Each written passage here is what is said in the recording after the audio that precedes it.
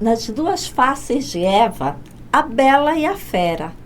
Um certo sorriso de quem nada quer. Esses versos pertencem à canção Cor-de-Rosa Choque, imortalizada na voz da ovelha negra mais chamada do Brasil, a poderosa Rita Lee. E é com esses versos que eu começo o MesaCast do Grupo de Estudos Linguísticos do Oeste do Pará, o GELOPA. O grupo, durante o mês de março, em homenagem ao mês da mulher, vai apresentar a série GELOPA é Cor-de-Rosa Choque. São 4 episódios onde nós receberemos mulheres para discutirmos juntas temas sobre o desafio de ser mulher no ambiente acadêmico. O GELOPA é um grupo de estudos abrigado no Programa de Letras do Instituto de Ciências da Educação da Universidade Federal do Oeste do Pará, a UFOPA. E eu sou professora da UFOPA, Etienne Pena Ferreira, e líder do grupo. Estou devidamente de rosa choque para você. Nós vamos começar hoje o nosso primeiro episódio, hoje, 8 de março, Dia Internacional da Mulher. Nós vamos começar a série GELOPA é Cor-de-Rosa Choque com o tema Maternidade e Vida Acadêmica. Mas antes, eu quero agradecer à Pró-Reitoria da Cultura, Comunidade e Extensão, a PROCE da UFOPA, que nos cedeu este ambiente, o estúdio Encontro das Águas, onde nós nos encontraremos todas as sextas-feiras de março para um gostoso bate-papo. Então aproveita, te inscreve no canal do YouTube do GELOPA, ativa o sininho para receber a nossa notificação. E também nos sigam em todas as redes sociais. Bom, o GELOPA é Cor-de-Rosa Choque e hoje eu estou recebendo 2 mulheres poderosas que vão discutir o tema Maternidade e Vida Acadêmica. Kátia Laís Schwad de Jesus Oliveira, mestre em Educação pela UFOPA, professora do curso de Letras da UFOPA, aluna do programa de doutorado em Educação na Amazônia e mãe da Ana Júlia e do Lourenço. Seja bem-vinda, Kátia, e muito obrigada por aceitar nosso convite. Eu que agradeço. Oi, oi, oi, oi. Recebemos também a Thaís Oliveira da Silva, também mestre em Educação, professora de Língua Portuguesa da Secretaria de Educação do Estado do Pará, também aluna do doutorado, do Programa de Doutorado em Educação da Amazônia e mãe da Giovana. A Giovana é mascote do GELOPA. Obrigada, Thaisa. Obrigada pelo convite. Oi, gente. Estamos aqui para a gente conversar um pouquinho sobre maternidade na academia. A gente não gosta muito desse nome academia, que lembra a academia lá de musculação, mas aqui a gente exercita a mente. Isso. Também é bom, né? Exercitar o corpo e o cérebro. Muito bem. Então, esse vai ser um bate-papo descontraído. É claro que o tema é muito importante, mas também é muito sensível. A gente tem que dizer que é um tema sensível, mas é importante se discutir. E eu quero começar com a Kátia. Quero que ela se apresente. Fique à vontade para se apresentar como quiser, mas eu quero principalmente que você se defina como quem é a Kátia, professora, e quem é a Kátia, aluna de um programa de pós-graduação. Muito bem. Então, como já fui apresentada, eu sou a Kátia, professora do Programa de Letras. Certamente, o primeiro título é mãe, mas como me foi solicitado, quem é a Kátia professora, quem é a Kátia estudante? A Kátia professora é alguém que faz realmente o que ama, que sempre quis ser professora e que se viu privilegiada de poder entrar para a universidade, para uma universidade pública. É uma professora que tem buscado contribuir com seu papel social, na formação de professores na nossa região. E a Kátia, doutoranda, é uma pessoa que ainda está aprendendo muitas coisas, está enfrentando muitos desafios de estudar, tendo 2 crianças pequenas em casa. Mas também é uma pessoa extremamente feliz com a oportunidade de continuar os estudos e de me aprimorar ainda mais para continuar contribuindo com a educação aqui na nossa região. E nós vamos aprender muito com a experiência de vocês hoje. Você que está aí, já curte esse vídeo, compartilha, comenta, manda para os amigos, divulga o nosso trabalho. E a Thaisa? Quem é a professora Thaisa? Quem é a doutoranda Thaisa? Bem, eu não costumo muito fazer essa espécie de diferenciação, sabe? Porque eu acho que se imbrica muito. Mas se a gente fosse separar, eu acho que a professora Thaisa é uma professora dinâmica, um pouco agitada, sabe? Que vive ali no 220 todo o tempo, né? Muito prestativa, muito da colaboração, que ajuda o outro, né? Tá nessa troca e nessa partilha. E como doutoranda, não é muito diferente. Eu sou bastante ativa, tenho também essa preocupação da partilha, da troca, do compartilhamento. É até um pouco estranho, eu poderia dizer, porque algumas pessoas dizem assim, nossa, mas tu é tão calma, mas eu sempre te vejo de forma muito dinâmica, muito ativa. Até para falar eu tenho que mexer as mãos, entendeu? É uma coisa assim, bastante... eu não sei se seria agitada a palavra, mas bem dinâmica. Eu sou bem dinâmica, bem ativa como professora, como doutoranda. Tô sempre ali nas 1001 funções de tudo que aparece, sabe? Muito bem, muito dinâmica, né? Vive trabalhando, eu não sei como ela dá conta. Manda mensagem para mim num domingo à tarde, pensando nos trabalhos que a gente pode fazer. Isso é muito bom. E você já curtiu o nosso vídeo? Gente, eu preciso apresentar para vocês. Dá um close, essa caneca. Cada episódio eu vou trazer uma caneca diferente, tá? Essa daqui eu ganhei. Exageraram, é verdade, exageraram, mas obrigada. E elas também estão com uma canequinha. A Kátia está carregando o Labov e a Thaisa está carregando o Ferdinando Sussi. Bom, vocês sabem que o GELOP é um grupo de estudos linguísticos, então é claro que esse ambiente aqui vai trazer muito dos nossos grandes nomes da linguística e da literatura também, porque em alguns episódios nós vamos falar sobre literatura. Pois bem, já se definiram como professora, como doutoranda, mas a Kátia já adiantou que o papel principal da vida dela é ser mãe. Então, eu quero que agora ela defina a Kátia mãe. Quem é a Kátia mãe? Ana Júlia Lourenço, por favor, venham aqui e digam quem é a Kátia mãe. Exato. Precisaria deles aqui para falarem, porque essa autodefinição é muito complexa, né, Thaisa? É muito complexa. E são fases. Eu não posso te dizer que eu sou isso ou eu sou aquilo. Nesses 8 anos sendo mãe, eu já fui algumas coisas, não sou mais e agora estou buscando novas coisas. Mas a Kátia mãe, eu sempre quis ser mãe e sempre disse que teria 2 filhos antes dos 30 anos. E assim eu fiz, mas não sabia que seria tão difícil. E eu fui mãe aos 24 anos, e eu achava que eu estava pronta, mas eu não estava. A gente nunca está, né? A gente nunca está pronta. E eu me entrego muito, e isso tem seu lado ruim também, porque essa entrega, a gente sofre, a gente convive com a culpa materna, né? É inevitável.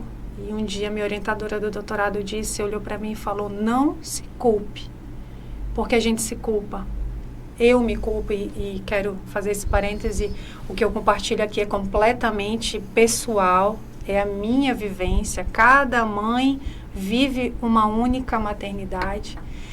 E muitas vezes eu me culpo, né? Me culpo por, muitas vezes, eles não estarem em primeiro plano. Porque é exatamente isso. Uma vez eu vi uma pessoa falando que a gente não consegue equilibrar todos os pratos. Por vezes, A Kátia professora e a Kátia estudante vão precisar de prioridade e a Kátia mãe vai ficar em segundo plano. Então, por muito tempo, para mim, isso foi difícil conviver com isso. Entender que naquele dia, não me culpar por naquele dia não ter conseguido deixar a janta pronta, porque eu precisava terminar de escrever um artigo. E por naquele dia eles ter jantado farofa de ovo, um misto quente, por eu não ter tido tempo suficiente. E aí eu vou me perdoando e vou aprendendo nesse processo, entendendo que sim, terão momentos em que a Kátia, professora e estudante, vai ser uma prioridade e está tudo bem. E vai ter momentos que eu vou, sim, conseguir me dedicar como eu gosto, cuidando da alimentação dos meus filhos. Então, a alimentação lá em casa é um ponto importante, é uma prioridade. A leitura, eu tenho muito orgulho de Lorenzo, se vocês conhecerem, o Lorenzo pede, chora, briga para ler todo dia. E para mim é um orgulho imenso. Então, essa é a Kátia mãe, extremamente intensa em tudo, né? Que tem seu lado negativo, isso também, como já disse. Mas essa sou eu. E achava que já estava pronta, e descobri que não estava, que não estou. Então, a gente está numa constante descoberta de várias coisas que eu vivi enquanto filha, e a gente vai se reinventando agora mãe. São várias nuances, né? A maternidade é uma grande loucura, né? É a coisa mais paradoxal que existe, uma das coisas mais paradoxais que existem, porque ao mesmo tempo que é extremamente maravilhoso, é extremamente desafiador. Às vezes você se perde de si e vai lá e depois se procura e tenta retornar ao eixo. E então é essa montanha russa. Mas, como disse, esse é o meu papel principal. Embora no Lattes não tenha esse campo para a gente colocar, né, não tem esse lugar para colocar, né, quantos filhos, um filho, 2 filhos, não tem isso, embora eu gostaria de colocar primeira sentença lá, mãe da Ana Júlia e do Lorenzo, porque é sim um ponto muito importante da nossa carreira, tem toda uma repercussão, mas não tem ainda esse espacinho lá no Lattes. Mas é a minha tarefa principal. Eu costumo dizer que eu falo para meus colegas de trabalho, eu não conseguiria viver em paz tendo sucesso profissional e tendo uma família em casa, tendo filhos em casa, enfim, tendo problemas familiares decorrentes dessa essa falta de priorizar. A gente conhece, sabe que, infelizmente, na academia, por isso que muitas mulheres optam por não ter filhos, na academia ela exige muito da gente, mas os meus filhos são a minha prioridade. Então, o meu sucesso profissional, ele só é completo, eu me sinto completa se em casa estiver tudo bem. Claro, com todos os seus desafios, mas se em casa estiver tudo bem. Então, a gente se completa, a área pessoal e a área profissional. É isso. Ana Júlia já tem 8 anos e o Lorenzo tem 4 anos. Então, 4 anos aí de diferença. O que mudou da mãe de primeira viagem para a mãe já de um segundo filho? Considerando que a primeira é uma menina e eu acho que a educação também tem uma diferença. Como é que tu verificas isto? Olha, é interessante, né? Primeiro, uma coisa muito importante de se dizer. Se a Ana Júlia tivesse sido o Lorenzo, eu não teria tido outro filho. Porque o Lorenzo, ele veio para mexer com todas as minhas estruturas. O Lorenzo é completamente diferente da Ana Júlia. Em vários aspectos, é uma bênção, ele é muito especial, ele é muito proativo, é muito amoroso. Mas ele não dorme direito. Então, o Lorenzo, ele, 4 anos, ele fez 4 anos, agosto do ano passado, que ele começou a dormir um pouco melhor. Então, eu me via dias tendo que estudar, trabalhar, por privação de sono. Eu não sei como é que é na sua casa, tem mães que são abençoadas de crianças, bebezinhos que já dormem super bem, o Lorenzo nunca fez isso. Então, tinha dias que eu queria morrer de privação de sono, assim, dia para baixo do chuveiro chorar. E o mundo não tá nem aí se você não dormiu a noite inteira. O mundo não quer saber disso, e aí teve dias que eu falava pro meu marido, eu vou enlouquecer, literalmente, eu vou enlouquecer. Então, a maternidade da Júlia, por incrível que pareça, foi muito mais leve. Da minha filha mais velha, foi uma maternidade muito, muito mais leve que a do Lorenzo. Por quê? Isso é exatamente a minha experiência, né? A minha. A do Lorenzo veio acompanhada de um boom de informação. A do Lorenzo foi a época do Instagram, da Kátia, que não saía do Instagram. E grupos, né? Vendo todas as prescrições, tudo que tinha que fazer, tudo que podia acontecer, tudo que não podia acontecer, dos aplicativos e tal. E isso me gerou muita ansiedade, muita busca pelo ideal, pelo perfeito que não existe. Então, eu tive problemas desde a sala de cirurgia, com ansiedade, porque eu já tinha lido que poderiam acontecer algumas coisas na sala de cirurgia. Então, já começa daí. E aí, foi uma maternidade do Lorenzo muito mais pesada, porque já tinha a Júlia, e a Júlia sofreu muito com a chegada do irmão. A Júlia me rejeitava, a Júlia falava coisas ruins, ela queria fazer coisas ruins, e o Lorenzo não dormia, então eu me vi quase enlouquecendo. E mesmo assim, hoje eu olho para trás e digo, que loucura, eu não estava preparada, nem para um, nem para outro. Então, realmente, hoje, a gente tem discutido muito as mulheres que não querem ser mães. E a gente precisa respeitar, a gente precisa apoiar. Porque, mesmo você querendo, já é dificílimo. Imagina quando você ainda tem alguma dúvida, né? Então, a gente precisa falar sobre isso. Mulheres que não querem ser mães e está tudo bem. Então, a Ana Júlia por incrível que pareça, foi muito mais leve essa maternidade. Do Lorenzo muito mais denso, muito mais pesado, né? E foi muito mais difícil. Por incrível que... Assim, as pessoas falam, mas eles já estão grandinhos. Mas não, as demandas são grandes ainda, né? Eles estão lá na infância, na primeira infância. Então, as demandas são bem grandes. E não estava preparada, não estou. E filha para sempre, né? Filha para sempre. Não tem essa de dizer, agora eu vou ficar tranquila, porque não vai, nunca, né? Eu acho que porque assim, apesar de eu ter só a Giovana, mas eu sou tia de 6. Então eu vejo pela minha irmã e pela minha cunhada que assim, as demandas, elas continuam demandas, elas só mudam de fase, de etapa, né? Só. É muito interessante a fala, né, da Kátia, porque eu tenho certeza que muitas mulheres que estão nos assistindo vão se identificar contigo, né? Tu dizer a minha experiência, mas eu acho que muitas mulheres também tiveram essa experiência ou vão ter essa experiência, então te ouvir é muito importante.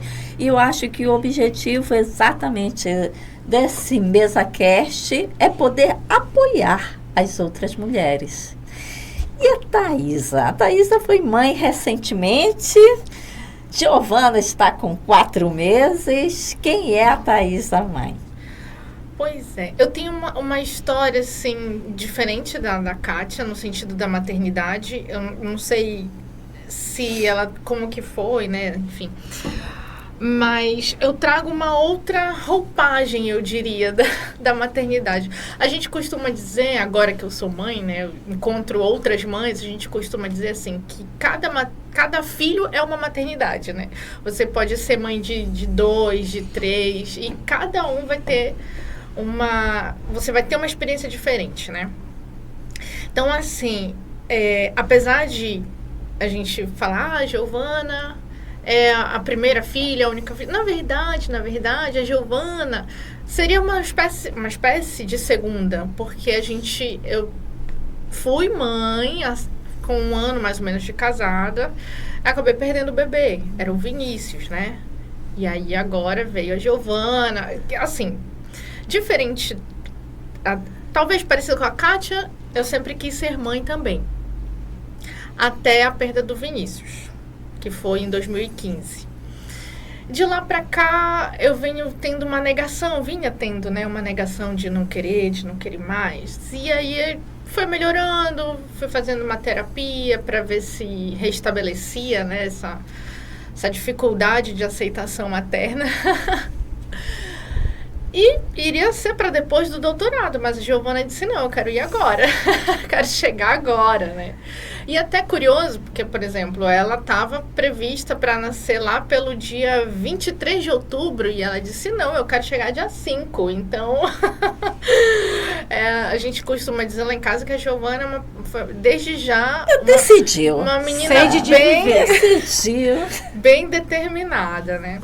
E a Thaisa mãe... é uma Thaisa que vive, eu não diria que viveu, mas vive essa espécie de atualização contínua, né?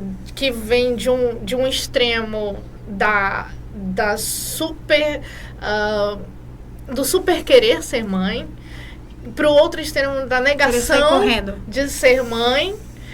E agora com a Giovana, assim, da vivência mesmo, né? A flor da pele de ser mãe. Então, é muito bom, é muito gostoso, é muito agradável saber. Ainda mais agora, com a Giovana com 4 meses, né? Que já abre um sorriso quando vê a gente. É uma coisa, assim, extraordinária. A gente não tem... não tem nada no mundo que a gente consiga...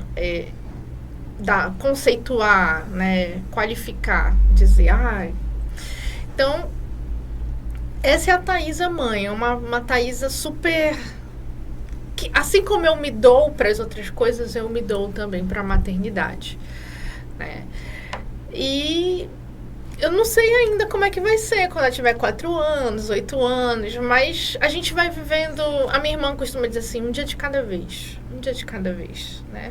A gente precisa respirar também. Quem sabe a Kátia não escreve um livro contando as experiências da maternidade para ajudar outras mulheres a enfrentar. Quem dera, a gente pode fazer aí um trabalho colaborativo, é melhor. É interessante que a Kátia falou sobre mulheres que não querem vir a ser mães, né? A gente precisa respeitar muito isso e a gente precisa considerar, eu estava aqui pensando na nossa realidade, minha e da Kátia, eu não sei bem como que é a realidade dela, mas a gente precisa enfatizar que nós somos mães que temos companheiros, né? Acredito eu que o companheiro dela ajude também bastante. O meu me ajuda bastante, né? Aprendeu a me ajudar. Porque, assim, a gente comenta que a questão do machismo é muito forte, né? Sim, eu ia exatamente falar sobre o conceito de ajudar, né? O ajudar significa tá sendo pai. Que ele exatamente. Tá sendo pai. Não, ele está ajudando porque a tarefa é tua, então eu vou te dar uma mãozinha. E não é isso, é uma obrigação, porque ele sendo pai, ele tem que cuidar. Eu costumo de falar exatamente. A cultura. A cultura também machista, exatamente, né? A cultura machista que vê a mulher como ser biológico que nasce para reproduzir e que se não reproduzir estaria incompleta, mas não é assim. Exato. E tem também os afazeres domésticos, né? Porque quando a gente toma essa palavra ajudar, era exatamente o que eu ia falar, não é só de ele cuidar da Giovana, mas tem a louça para lavar, tem a casa para limpar. A gente tem uma pessoa que trabalha com a gente lá em casa, mas ela não trabalha 24 horas por dia e nem todo dia, né? Então, ele precisa estar ali presente para lavar uma louça, para fazer um café, lavar o banheiro, levar o lixo lá fora, enfim, coisas afazeres domésticos, né? Mas nós temos que lembrar das mães que estão na academia e são mães solo, né? Nossa, eu não consigo imaginar. Eu costumo dizer assim, eu não consigo imaginar uma mãe solo.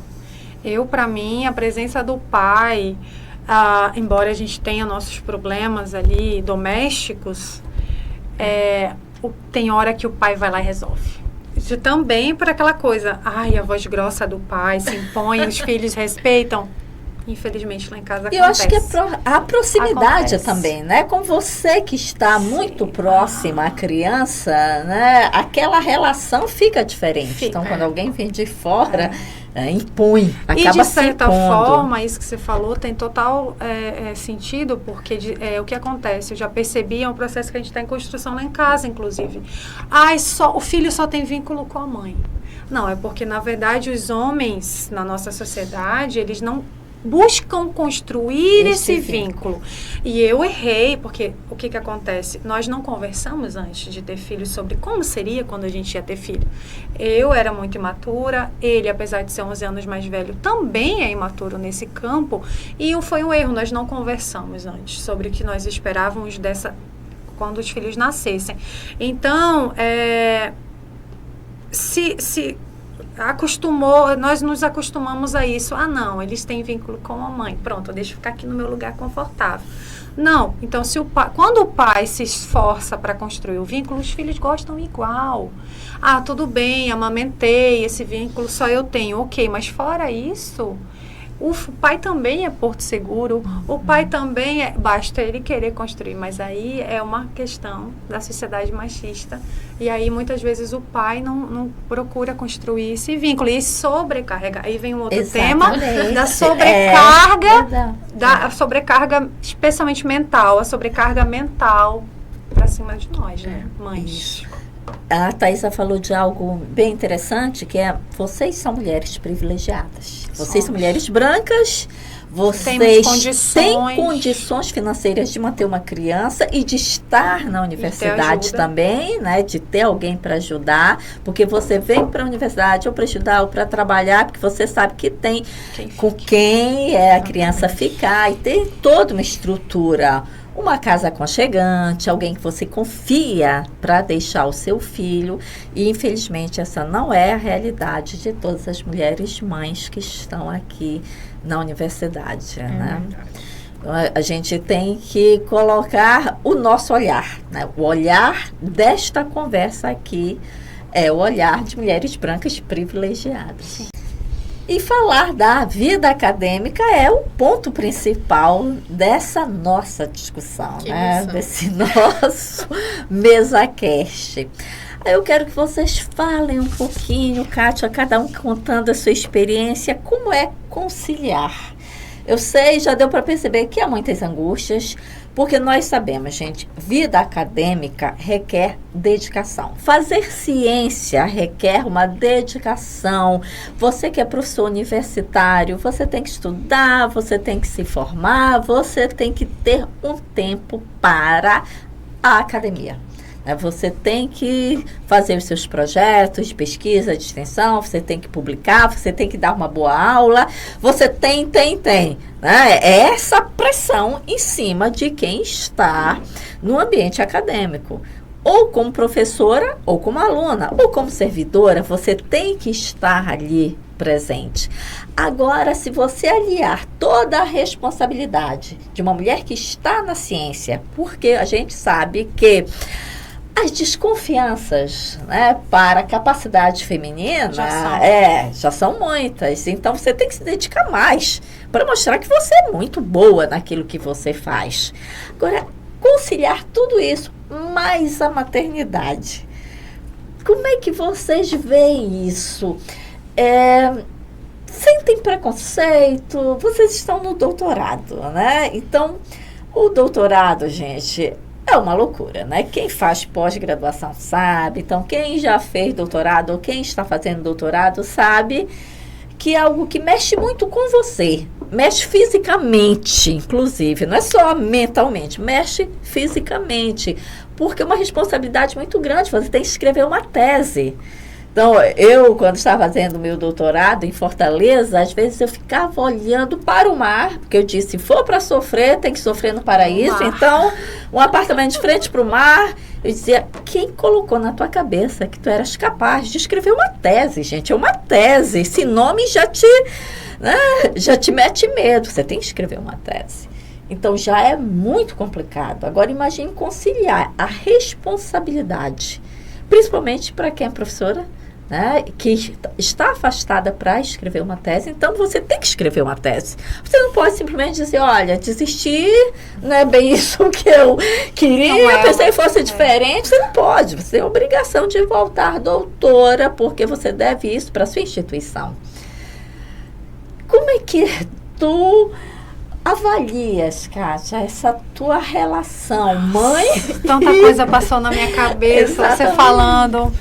E, de novo, é a minha experiência, são os meus sentimentos, né? Tem mães que conseguem separar muito bem. Muito bem. Não, nessas horas do dia aqui eu sou estudante e que o mundo caia lá fora e tem dias que eu consigo, tem dias que meu coração e minha cabeça tá em casa e que eu preciso deixar o celular ali ligado. O doutorado, um professor que veio participar de um evento aqui conosco disse para mim, falou um homem que teve filhos ele já era mais velho, teve filho bem depois, virou para mim e disse, o doutorado tem que ser leve, se não for leve não vale a pena. Disse um homem, né? Sim, concordo em alguns aspectos, mas nem sempre vai ser leve para quem é mãe. Na verdade, na maioria das vezes não é. E teve um professor no nosso doutorado que semestre passado falou assim, numa das aulas, quem é mãe não devia nem estar no doutorado. Quem tem filhos não deveria nem estar no doutorado. Então, realmente, é muito, muito triste, muito frustrante vir isso de uma pessoa que devia ser uma referência e devia incentivar e devia ser um lugar de apoio. Então, isso eu virei para o meu marido, eu não posso reproduzir aqui o que o meu marido disse, mas... Então, esses 2 professores homens comentaram essas coisas, né? Mas... É muito, muito desafiador, como eu disse. Teve esse comentário desse professor, que quem tem filho não devia estar no doutorado e tal, mas no geral não vejo não sofri outro tipo de preconceito. Isso falando da Kátia, estudante. A Kátia, professora na UFOPA, já ouvi alguns comentários infelizes, inclusive vindo de mulheres, que entristece mais ainda, mulheres mães, né? Então entristece bastante, mas no doutorado não vivenciei assim nesse sentido, além desse comentário infeliz desse professor, mas a pergunta era desafios, né? Desafios, angústias, né? Essas situações pelas quais vocês lembrei passam. de uma coisa que eu queria falar. Uma professora falou pra gente, uma vez numa aula do doutorado, que cada aluno da turma vive um tipo de doutorado. Então, na turma da Thaísa, a Thaísa vai fazer um doutorado, o colega dela vai fazer outro doutorado. É incrível você pensar nisso, mas existem, num universo maior, micro-universo, porque a minha vivência é uma, a realidade do colega na casa dele é outra, tem colega que não foi afastado do trabalho para fazer o doutorado, então cada um faz um tipo de doutorado dentro do mesmo curso. Então, para mim foi um processo de aceitação, entender que eu vou entregar a tese que a Kátia, mãe, estudante, consegue entregar.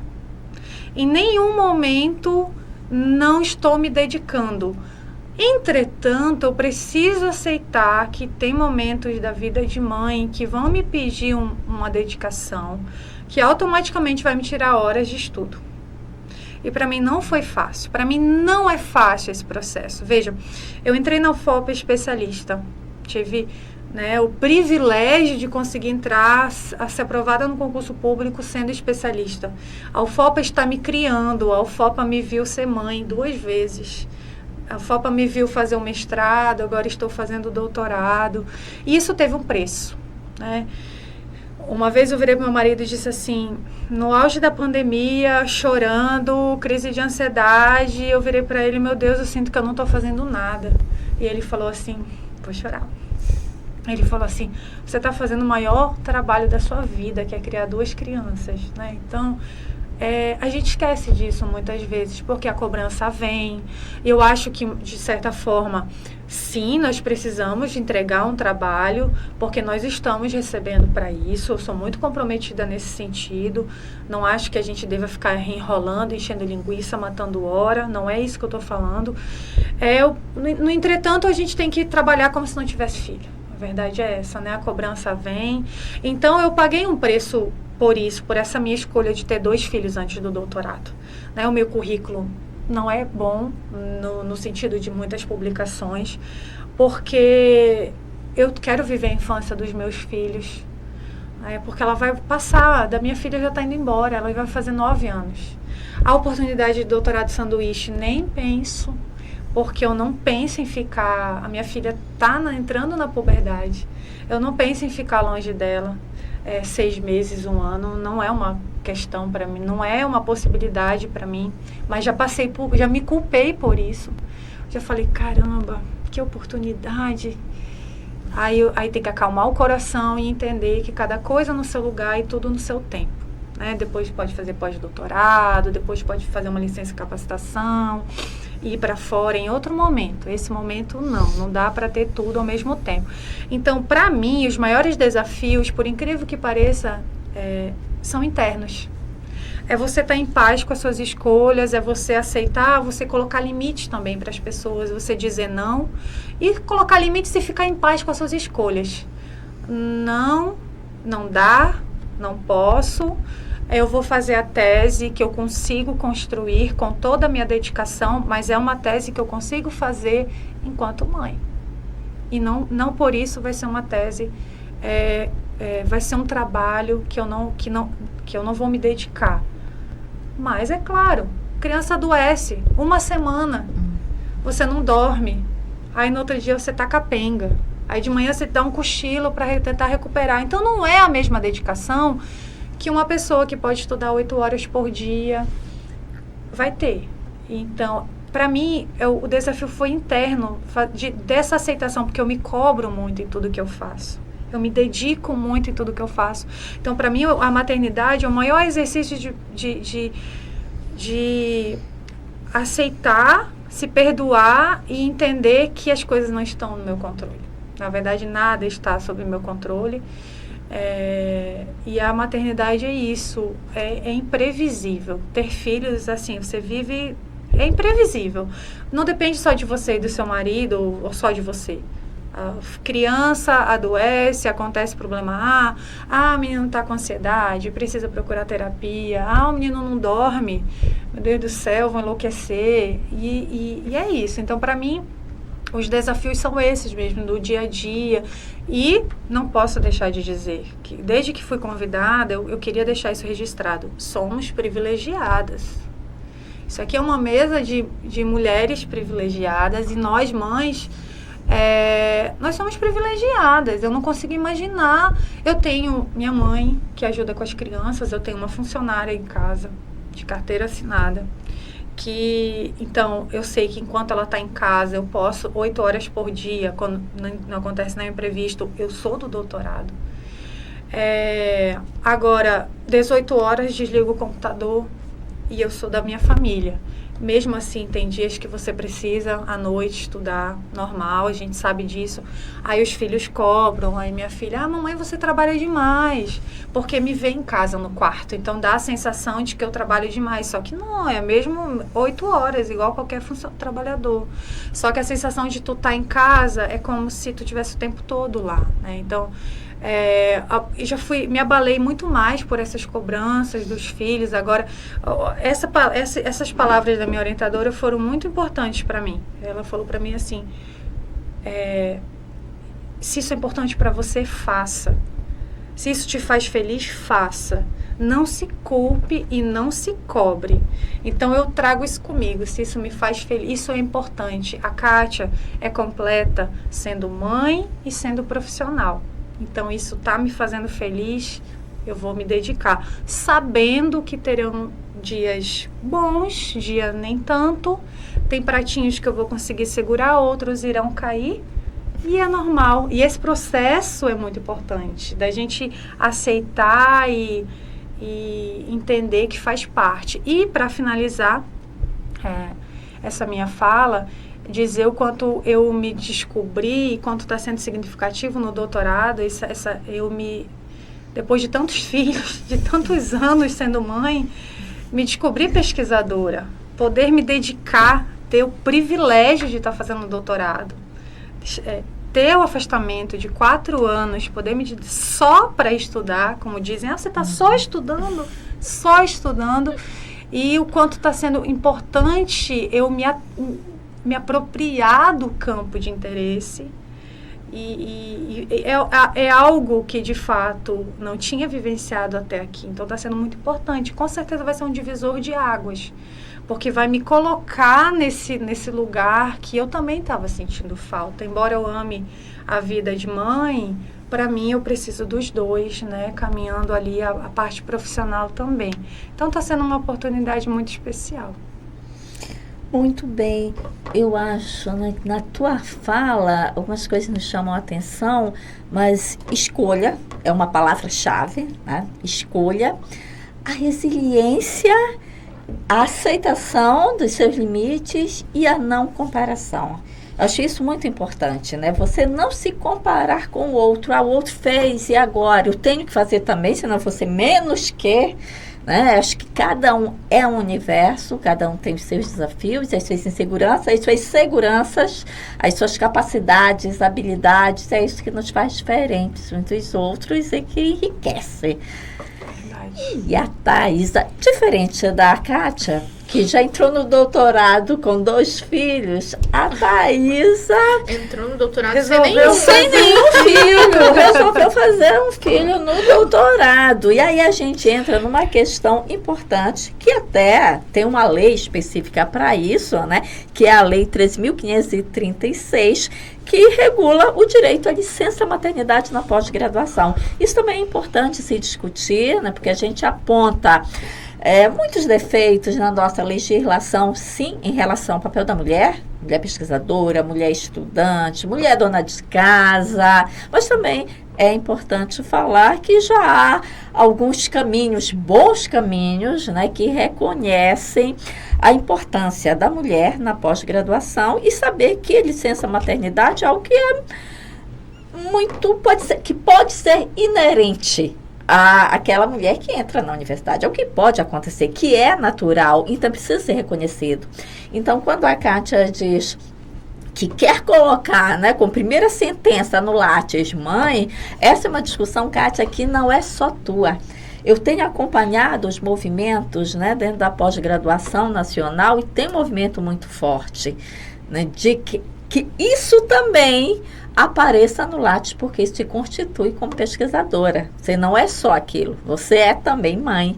E o fato de ser mãe acaba definindo em alguns momentos o tipo da tua produção, a quantidade da tua produção, como vai ser isso, vai ser um pouco mais lento, vai precisar de um tempo maior, isso precisa ser legislado. Você teve sua licença maternidade, Thaisa? Então, ouvindo a Kátia falar, eu acho até que a gente deve falar que nós somos 2 doutorandas privilegiadas enquanto aos nossos orientadores. Porque, assim, o mundo da academia, principalmente da pós-graduação, é um mundo, assim, bem, como diria minha mãe, bem punk. Né? Por conta justamente das pressões que nós temos, né? Eu falo nós porque eu estou aqui representando uma categoria enquanto pós-graduação. Mas, embora essa pressão seja bem forte, eu confesso assim que eu não sinto tanto, pelo menos não por enquanto, né? Mas por conta exatamente de ter um orientador que, embora homem, é extremamente sensível e compreensível com essas questões. Né? Quando eu tive a Giovana, já no doutorado, né, depois de 2 anos praticamente de curso, meu orientador falou para mim: a partir de hoje, não quero conversar com você. Não quero ver você na UFOPA. Você vai ter... E aí a gente precisa até discutir, né? Porque eu não tive contato com essa legislação de ler, né? Só de ouvir falar. Mas pelo que me falaram, são 4 meses. Sim. Né? Então, isso é uma questão até que a gente precisa discutir, porque eu sou servidora pública. São 6 meses. E no meu trabalho São eu 120 tive, dias, né? eu tive 6 Faz meses. as contas. Né? Vou ter 6 meses, que ainda vai até abril a minha licença maternidade pelo Estado, né? Então, é um ponto que precisa... Já avançou, né? Já avançou, porque agora a gente tem uma coisa que nos assegura, enquanto mães lactantes, para garantir os meses, pelo menos 4 meses, né, de amamentação. Mas precisa avançar, precisa ser 6, né? Porque a recomendação dos especialistas em saúde, né? De Associação de Pediatria, não sei se é associação. Sociedade Brasileira. Sociedade, muito obrigada. São 6 meses, né? Mas assim, eu tive, quando eu entrei também no doutorado, provavelmente deve ter sido o mesmo professor, ouvi também... Conhecemos, né? Essa Pérola. Esse posicionamento, né? A meu ver, muito infeliz, né? Eu fiquei até pensando, meu Deus, será que ele não tem filhos? Mas Pois é, isso é Não, tem interessante, uma né? mulher por trás. Isso é interessante porque quando ele diz que quem tem filho não deve estar no doutorado, ele não está se referindo a quem tem filho, ele está se referindo à mulher. Então. Porque ele não faz... Porque homem também tem filho, então ele não... né? Se ele tem filho, ele não deveria estar no doutorado. É uma questão a ser discutida. Alguém tinha que perguntar para ele, você tem filho, professor? Pois no momento que eu ouvi essa fala, eu pensei, será que ele não tem filhos? Né? Será que os orientandos dele não têm filhos? Porque, assim, é bem complexa, né, essa situação. E naquele momento eu não tinha filhos. Mas eu fiquei, sendo mulher... Sim. Assim, meio estarrecida com aquela fala, sabe? Porque é completamente inesperado. E a partir do momento que eu tive filha, né? Uma filhinha muito linda, maravilhosa, eu venho pensando nessas coisas, né? Eu não tive, pessoalmente, contra a minha pessoa, nenhum tipo de preconceito, né? Eu acho até que pelo contrário disso, né? As pessoas são bem solícitas, porque assim, como a Giovana tem amamentação exclusiva, então quando eu voltei agora em fevereiro para participar das atividades, tudo, que eu participei de eventos já na universidade, até como organizadora de eventos, então as pessoas dizem, não, me dá aqui ela para eu segurar um pouquinho enquanto você vai lá fazer isso. Então há muita há muita contribuição, colaboração das pessoas, né? Nesse sentido. Mas a gente tem conhecimento de colegas mães do doutorado, no nosso programa, inclusive, que não têm a mesma sorte ou não tiveram a mesma sorte, né? Que sofreram preconceito, algumas nem tiveram a possibilidade de ter essa licença maternidade. Então, assim... É por isso que a gente fala, né? Cada maternidade é uma maternidade. Cada mãe é uma situação diferente. Mãe doutoranda mãe, né? E é bastante complexo, assim, porque os desafios são muitos. Às vezes eu tô com o computador em cima da cômoda, escrevendo, já comecei a escrever a minha tese, então tô lá escrevendo com a Giovana no colo, porque ela quer dormir e ela não quer dormir, ela não quer que eu esteja sentada para que ela durma, ela quer que eu esteja em pé, balançando. E eu tô ali com uma mão segurando ela, até depois que ela completou uns 2 meses, que eu já tinha um pouco mais de segurança, né? Porque eu sou mãe mesmo de primeira viagem, apesar de ter tido o Vinícius, ele não ficou entre nós. E aí, quando ela completou 2 meses, meu marido disse assim, nossa, mas você já consegue segurar ela com uma mão só? Eu disse, porque eu preciso fazer as outras coisas, né? E assim, no início, apesar de eu estar de licença, havia um pouco de cobrança de mim, da minha parte, porque assim, eu sentia... O primeiro mês foi um mês, assim, horrível. Porque a gente tá de licença. Somente não tá. Mas Somente não relaxa. É impressionante como eu ficava, mas eu preciso escrever isso, senão eu vou esquecer. Eu preciso anotar isso em algum lugar. Só que assim, não tinha como. Às vezes era difícil. Eu cheguei a fazer gravações no meu celular de coisas que eu tava pensando naquela hora para não esquecer, para fazer o registro, para quando eu pudesse escrever, eu chegar lá e escrever, sabe? E essas cobranças, principalmente no meu primeiro mês foi o mês mais difícil, assim, de aceitar que eu era mãe e que eu precisava dar uma pausa nos trabalhos. E que não era só sua vontade agora. Foi bem difícil. E às vezes, assim, eu chegava ao final do dia e eu pensava, não fiz nada, cara, não fiz nada hoje, não produzi nada, sabe? É muito cruel com a gente mesmo. E aí meu marido dizia também, não, mas você cuidou da Giovana. Então, assim, era bem difícil, foi bem difícil. O primeiro mês foi bem difícil. Agora, sim, eu já consigo segurar ela com uma mão só e escrever com a outra. Mas, assim... E ela dorme? Sinta privilegiada. Ela dorme à noite. Maravilha. Só acorda pra mamar, sabe? Só que assim, a gente fica naquela loucura de... Poxa, mas ela precisa... Eu fico muito preocupada de ela ter que dormir de dia justamente por causa do desenvolvimento da criança, né? Que é importante. Mas todo mundo diz assim, todas as outras mães que eu conheço, que já são mães mais veteranas, dizem pra mim, se ela dorme à noite, sinta-se privilegiada.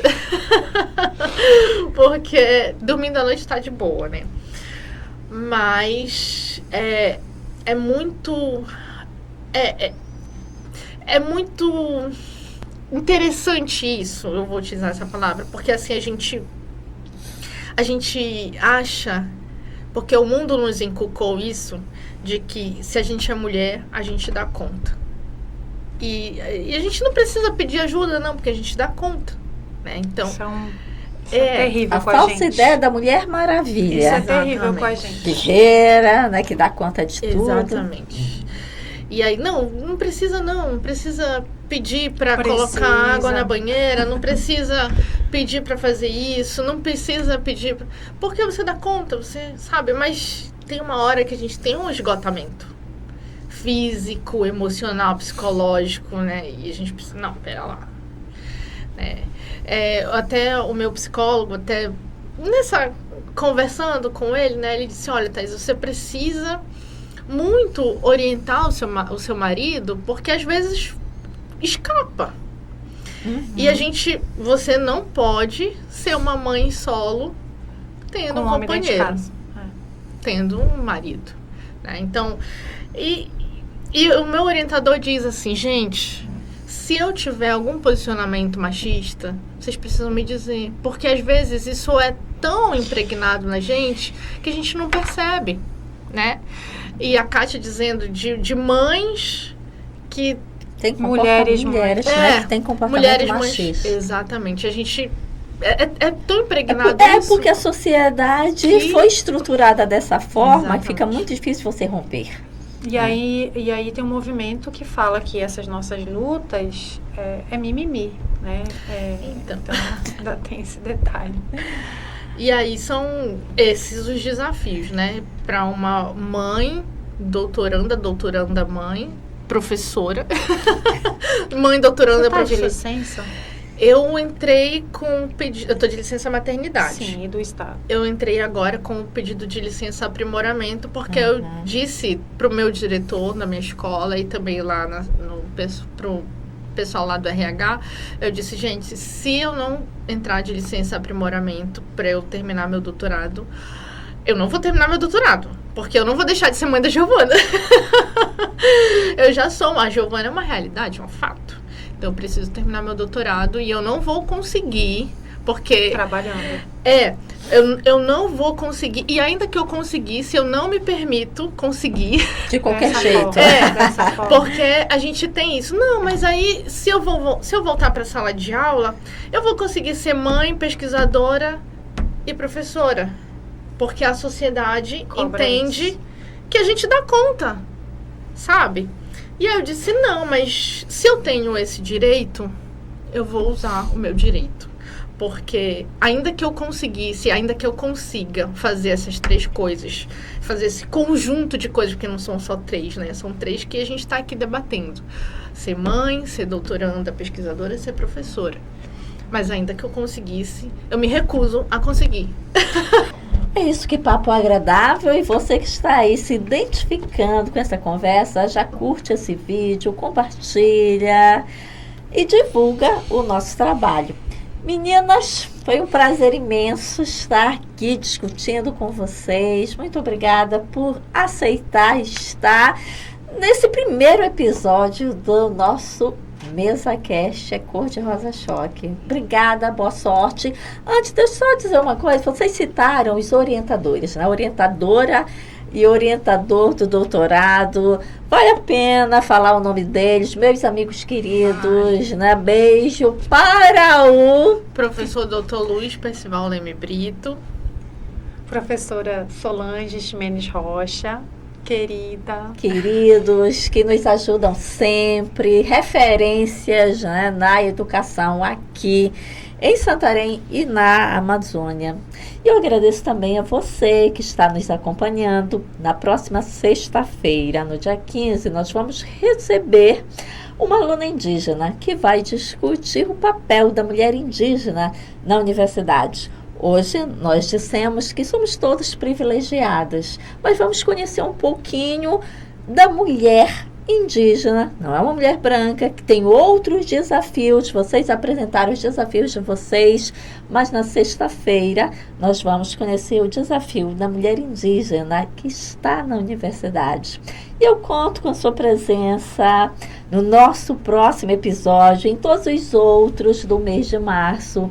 E já parabenizo a todas as mulheres. Feliz Dia da Mulher, feliz Dia da Mulher, porque hoje é 8 de março, Dia Internacional da Mulher. Parabéns para todas as mulheres, muita força para todas nós e parabéns para os homens que sabem valorizar as mulheres e sabem nos respeitar.